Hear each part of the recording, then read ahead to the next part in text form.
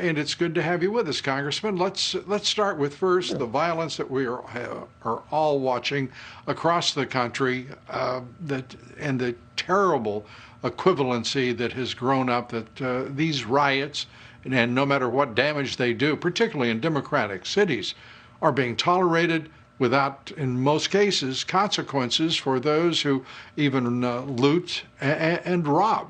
Your thoughts?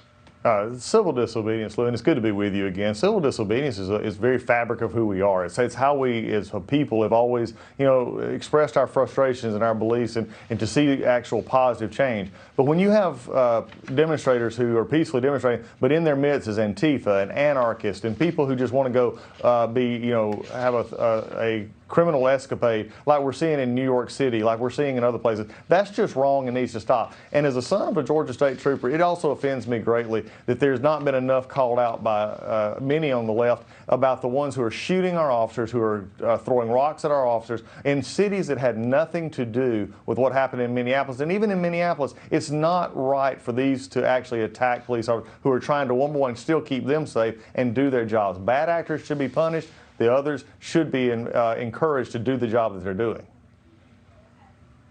It's very, to me, amazing to watch Eric Garcetti, the mayor in Los Angeles, kneeling before the protesters and cutting saying he will cut the budget of the police department.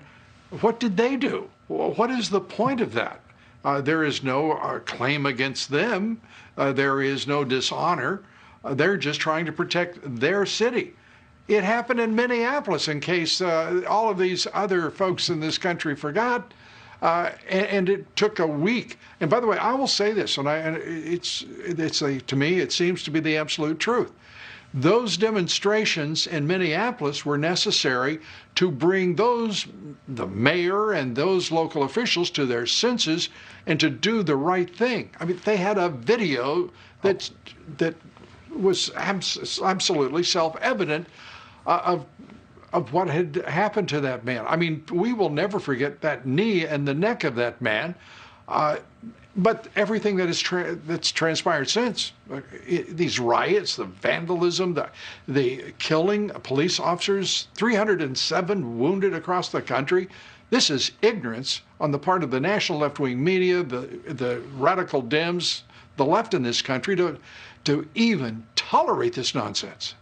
Well, let's just not just say it's sort of a willful, I think it's a willful neglect or ignorance about this, that they don't want to report it because they don't want to come face to face with the realities of what's actually happening. And so you're exactly right. Lou, you just pointed out something pretty important here. It was actually good. It was civil disobedience. It was the uprising in Minneapolis that actually finally got charges brought against someone who should have been charged with a crime and murder. And start with, that's where it's just amazing to me. And you transfer this over to mayors like Garcetti in LA. Come on, give me a break. What do they want? A city that has no rules, no laws, no nothing? They don't want that. They're simply pandering. And that's the sad part about this. Instead of honoring the life of someone who was killed in police custody, instead of honoring the police officers who do it right every day, we're pandering to those loud voices and allowing people to commit criminal acts when they should be locked up and tried. If they're going to commit a criminal act, don't disgrace the civil disobedience movement with it. Then go do it on your own. But what we're seeing, and Attorney General Barr has actually pointed this out, we're seeing coordination. Antifa and these anarchists need to be ready because they need to go after them, and they need to go after them hard.